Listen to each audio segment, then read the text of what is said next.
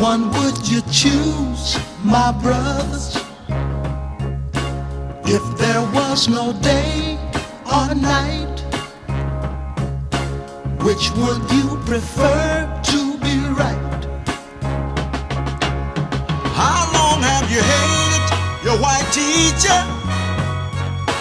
Who told you you love your black preacher? Do you respect your brother's woman friend and share with black folks not of kin? People must prove to the people a better day is coming. To Revolution and Ideology. This is Nick. We promised our audience that we would do a super short history of the Black Panthers, so this is that. Buckle your seatbelts because we are going to fly. The Black Panthers were founded in Oakland in response to police brutality from an overwhelmingly white police force. Only 2.5% of the Oakland police force was black at the time. I wish I had to explain to you what police brutality was and how it unequally impacts black communities, but unfortunately it's still going on today. Bobby Seale and Huey Newton decided that they were going to patrol the police themselves. Huey Newton studied the California state law in detail and learned that it was legal to open carry loaded weapons as long as they maintained a certain distance and did not interfere with the police officers and their work. They purchased bulk quantities of Chairman Mao's Little Red Book and they resold them to UC Berkeley students. They took the profits from this little endeavor and they purchased 2 shotguns and began following police squad cars throughout the neighborhood. They officially founded the Black Panther Party of Self-Defense in Oakland in October of 1966. They began their police patrols a few months later. You can imagine how these police patrols were depicted in the media. They're depicted as violent aggression, but it's important to note that the Panthers' presence at police stops never resulted in violence from either the Panthers nor the police. This will change later. That's not to say that the Panthers didn't become violent in other ways, but violence never resulted from the actual police patrols. As the Panthers' numbers began to grow, local police departments went to Republican State Congressman Don Mulford, and they urged him to author a bill making it a misdemeanor to carry a loaded weapon in public. The Panthers heard about this and they decided to appear at the state capitol in Sacramento when the bill was being voted on to protest. And they did this with their guns in hand. While they are trying to find the spectator area of the Capitol building, they inadvertently walk out onto the floor of the state assembly with their weapons in their hands. There are iconic photos of this happening. Now, you can imagine the field day that the media has with this event. The media coverage of this single event led to the Panthers becoming nationally famous basically overnight. The bill eventually did pass and it became known as the Mulford Act. It was enacted in 1967 with the support of then California Governor Ronald Reagan and, get this, the National Rifle Association. It's amazing how opinions on gun control change when those arming themselves are black. I want to stress that again. California Governor Ronald Reagan, with the help of the NRA, helped to pass the Mulford Act in California, making it illegal to open carry loaded weapons in public. I also want to stress it is still illegal to open carry in the state of California as a result of the Mulford Act due to the oppression of the Black Panthers and their rights. This newfound popularity of the Panthers inspires them to open a headquarters in Oakland, and they begin publishing the Black Panther newspaper, where they lay out their 10-point platform. This is what they are after. 1. We want freedom. We want power to determine the destiny of our black community. Number 2. We want full employment for our people. Number 3. We want an end to the robbery by the white man of our black community. Number 4. We want decent housing, fit for shelter of human beings. Number 5. We want education for our people that exposes the true nature of this decadent American society. We want education that teaches us our true history and our role in the present-day society. Number 6, we want all black men to be exempt from military service. Number 7, we want an immediate end to police brutality and murder of black people.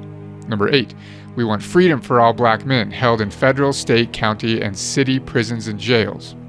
Number 9, We want all black people, when brought to trial, to be tried in court by a jury of their peer group or people from their black communities, as defined by the Constitution of the United States. And number 10, we want land, bread, housing, education, clothing, justice, and peace. They also established 26 rules for every official member of the party. I won't read all of them. Here are a few. Number 1, no party member can have narcotics or weed in his possession while doing party work. Number 2, any party member found shooting narcotics will be expelled from this party. Number 3, no party member can be drunk while doing party work. Number 4, no party member will violate rules relating to office work, general meetings of the Black Panther Party, and meetings of the Black Panther Party elsewhere.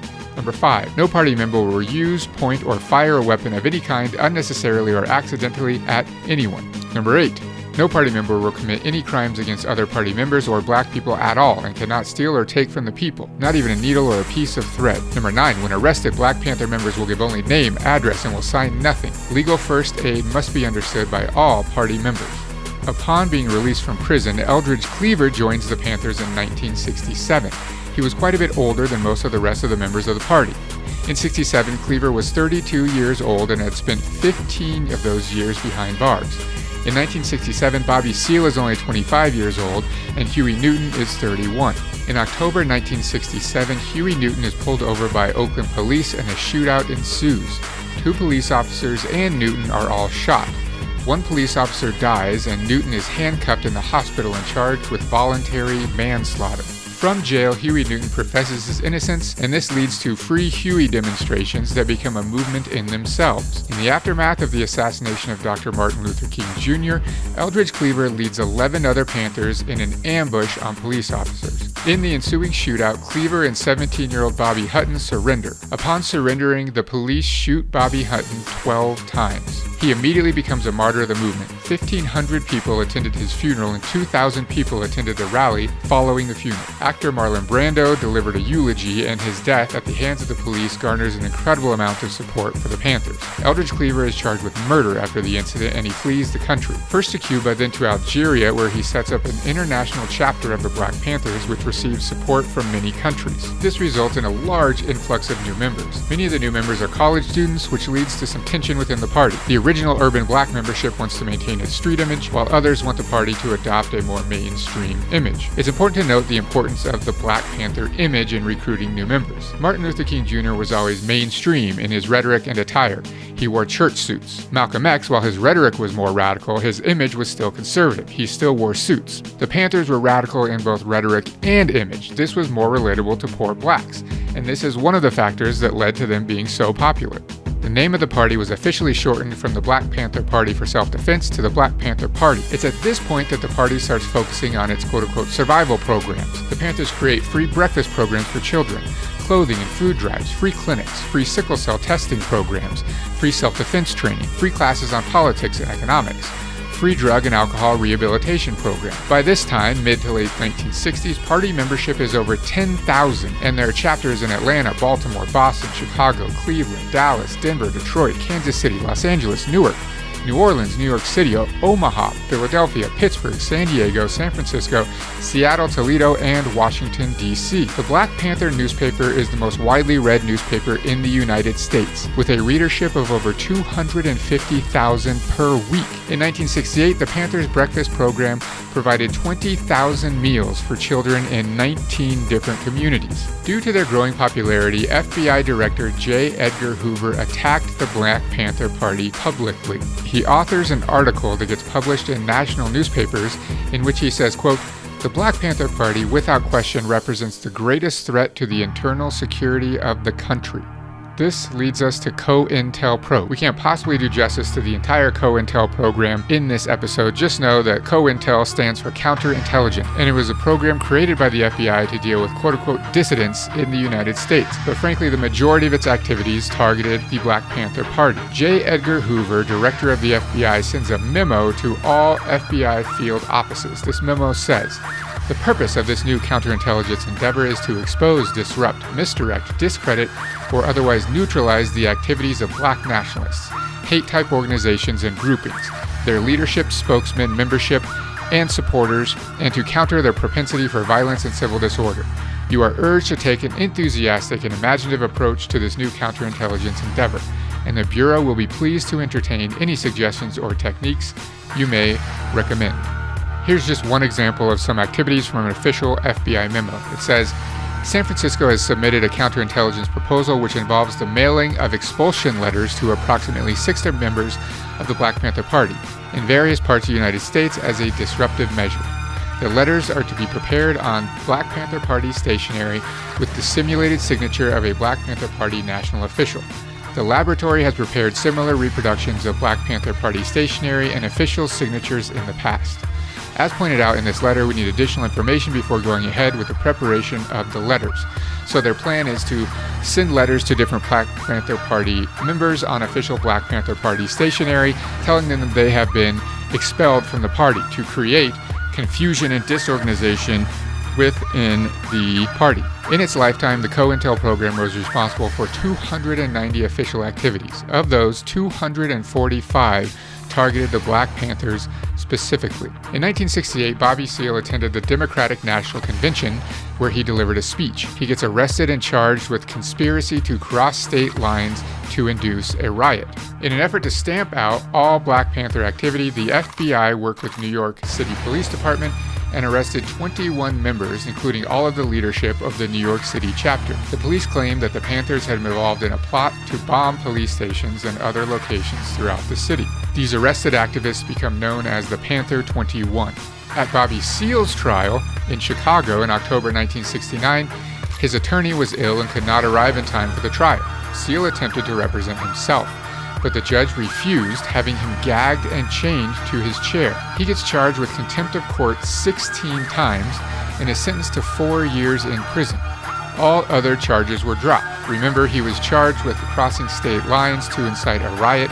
All of those charges get dropped, and he is instead charged with 16 contempt of court charges as a result of fighting against the gagging that the judge ordered. As word of this gets out, huge demonstrations begin to take place outside of the courthouse during the trial in Chicago. This leads us to the rise of Fred Hampton. During the demonstrations outside of the courthouse, Fred Hampton, who at the time was 21 years old, addresses the crowd. He was the chairman of the Illinois chapter and deputy chairman of the national chapter of the Black Panther Party. He emphasizes revolution. He emphasizes racial unity. Due to his charisma and incredible organizing skills, he quickly rises to national prominence. Hampton establishes what he names the Rainbow Coalition, which is a coalition of diverse racial and ethnic working-class activist groups working together, including the Students for a Democratic Society, the Brown Berets, the Red Guard Party, and even Chicago gangs who agree to maintain peace and work together. This Rainbow Coalition becomes a target of FBI activity. The Black Panther Party establishes what they call Panther Pads.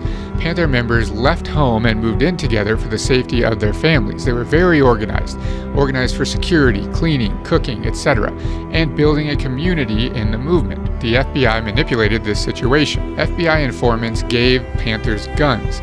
They then told the police that they were armed and should be attacked. So the FBI is furnishing them with weapons, then they're telling the local police forces that they are armed and dangerous. The key example of this going down is when local police, having been giving a layout of the apartment of Fred Hampton and the other Black Panthers, invade the apartment in the middle of the night with the intent to assassinate Fred Hampton. The police fire 90 shots into the apartment. Later investigations find that the Black Panthers fired once, most likely accidental, when the guard who was guarding the door was shot and his gun went off. It turns out that Hampton's personal bodyguard was an FBI informant. Like I said, he provided the floor plans and a key to the Black Panther pad. He also is one that sold guns to the Black Panther members, guns provided to him by the FBI. The police immediately provide an account of events. They say there must have been 6 or 7 of them firing. The firing must have gone on 10 or 12 minutes. If 200 shots were exchanged, that was nothing. It's a miracle that not one policeman was killed. They recreate a life-size model of the apartment and have the raiding officers act out the raid for national television. The problem is they did not secure the scene after they left, and the media and other community members are invited by the Black Panther Party to enter into the apartment and to see for themselves what went down, and they immediately notice contradictions in the police version versus the evidence they see with their own eyes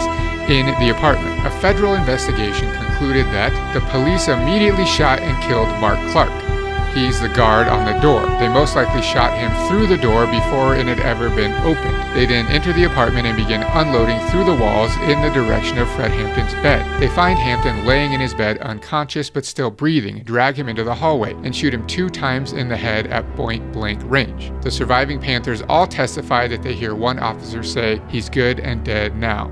Now the question, how many shots were fired? Like I said earlier, the federal investigation concludes that 1 shot at most, even this can't be confirmed, came from the Black Panthers, and it came from Clark, who was shot dead, presumably through the door before it was even opened. He was holding a shotgun. When he was shot, the shotgun fired and went through the ceiling.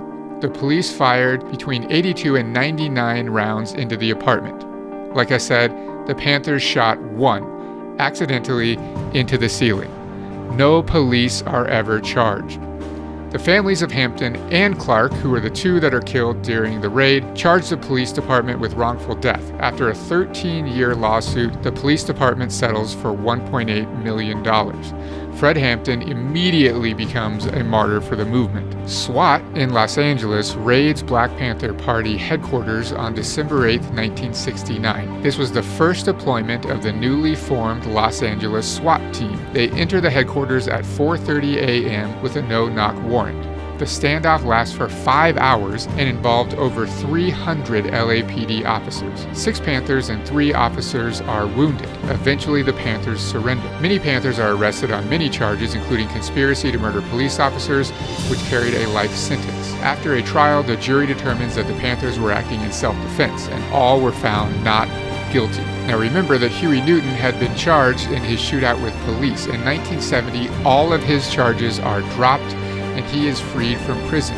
He immediately becomes an icon for the movement, though it's around this time that the Black Panther Party begins its downfall. People become afraid to join the party because they know that the FBI has infiltrated and were everywhere, and the police were arresting for no reason, and even if found not guilty, they'd spend time in jail. Huey Newton expels the Panther 21, who are still in jail at this time. The legal fees of their defense were becoming too much for the Black Panther Party to support. Eldridge Cleaver sides with the Panther 21, and the party becomes split between Huey Newton, who wants to focus on social services, and Eldridge Cleaver, who wants to lead a more radical movement. The schism is between those who saw the party as a vehicle for social service and those who viewed it as a vehicle to overthrow the United States government. J. Edgar Hoover and the FBI pounce on this opportunity. The FBI intensifies the internal conflict and creates an atmosphere of paranoia. This leads to infighting among the Panthers themselves. The Panthers begin more political activities. Bobby Seale ran for mayor of Oakland in 1970, and Elaine Brown ran for city council.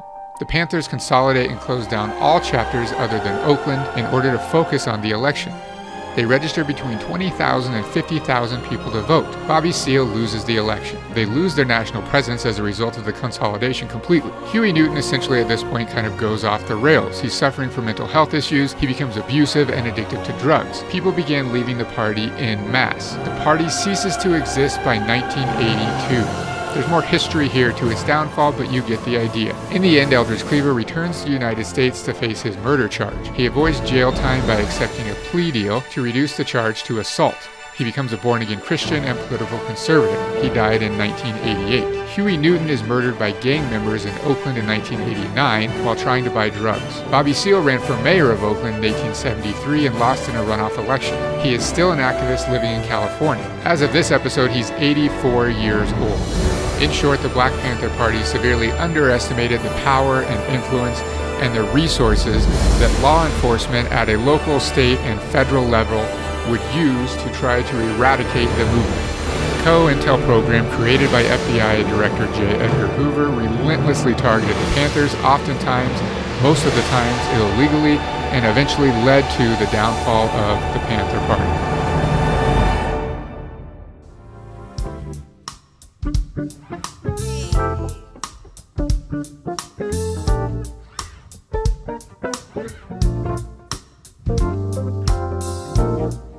Da da da da da da da.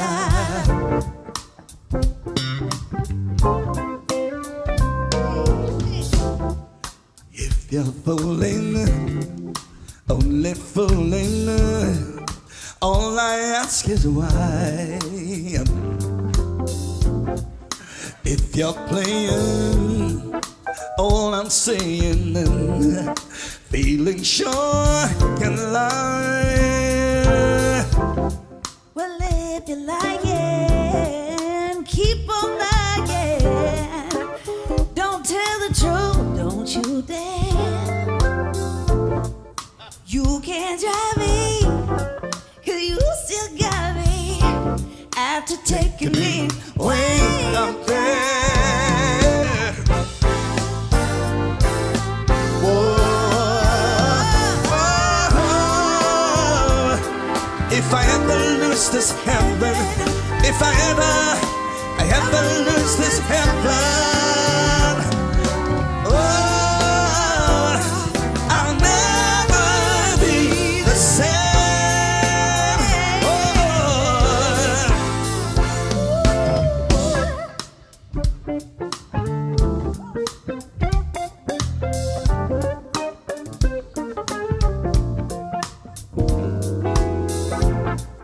Da da da da, da da da da.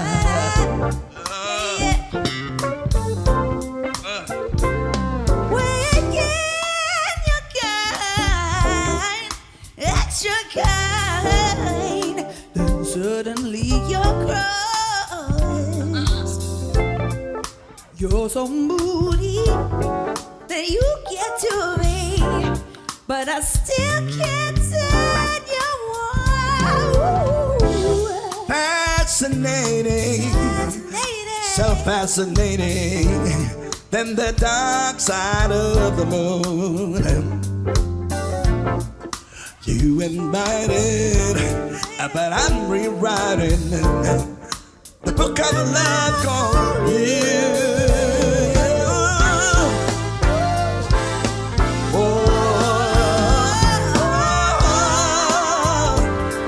If I ever lose this heaven, if I ever lose this heaven, oh,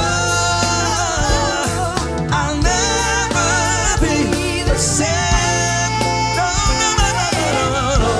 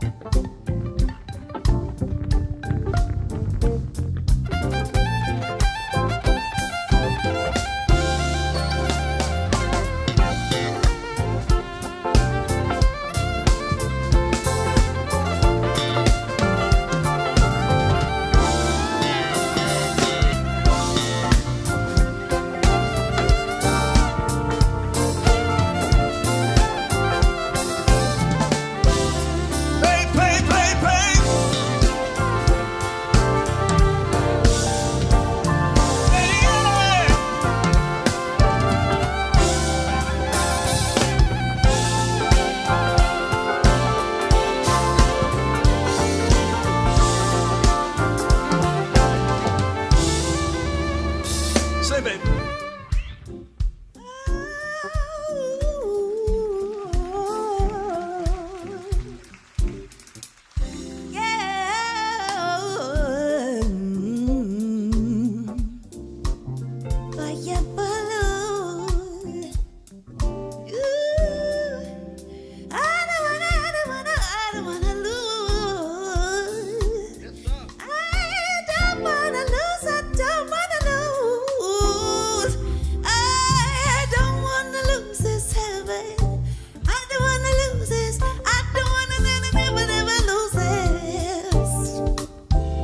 I'll never be the same. Oh, I'll never be the same. Oh, said I'll never be the same. I'll never be the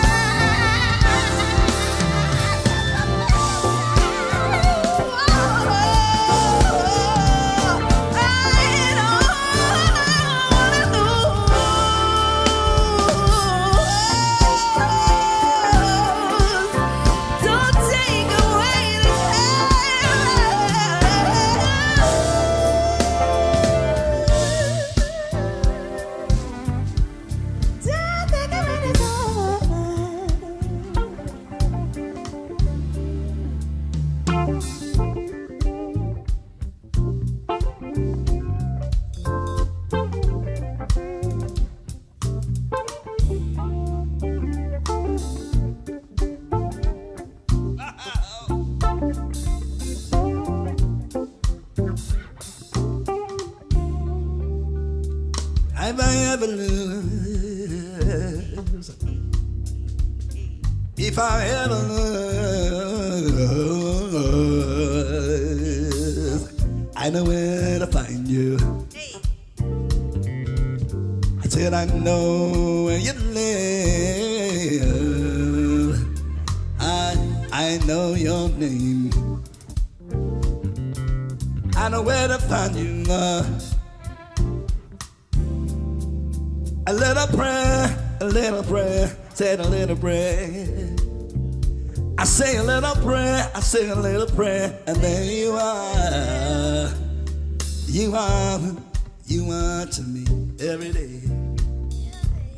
You are to me the great I am every way. Hallelujah to your name, I pray. Hallelujah to your name, I say. You're the mercy one, you're the mercy one of all time. You're the mercy one, you're the mercy one of all time. Savior, ruler, everything, you are my heaven. Your presence, your presence, your presence is my heaven. Your love, your love, your love, your love is my heaven.